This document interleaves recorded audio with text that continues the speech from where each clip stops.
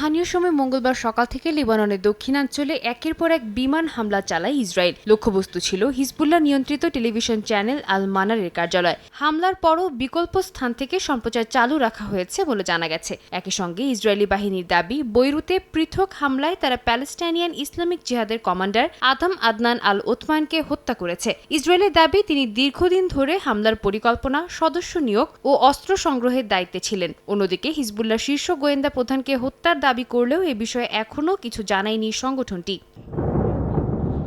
এর আগে এদিন ভোরে ইসরায়েলের উত্তরাঞ্চলের রামাত ডেভিড বিমান ঘাঁটি লক্ষ্য করে এক ঝাঁক ড্রোন পাঠানোর কথা জানায় হিজবুল্লাহ। তাদের দাবি, ঘাঁটির রাডার সাইট ও নিয়ন্ত্রণ কক্ষ ছিল হামলার মূল লক্ষ্য। লেবাননের বিভিন্ন এলাকায় ইসরায়েলের প্রাণঘাতী হামলার প্রতিশোধ হিসেবে এই অভিযান চালানো হয়েছে বলে জানায় সংগঠনটি। তবে ইসরায়েলি সামরিক বাহিনী বলেছে, লেবানন থেকে ছোড়া অন্তত 2টি ড্রোন ভূপাতিত করেছে তারা। রোজকার সাধারণ খাবার এখন হবে অসাধারণ। প্রাণ স্বাদের মশলা, স্বাদ বাড়ায়, ঘ্রাণ ছড়ায়।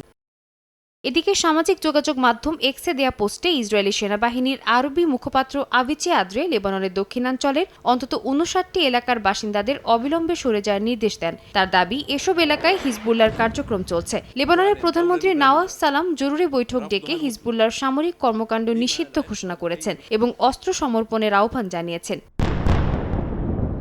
সাদিয়া তাসনিম, সময় সংবাদ।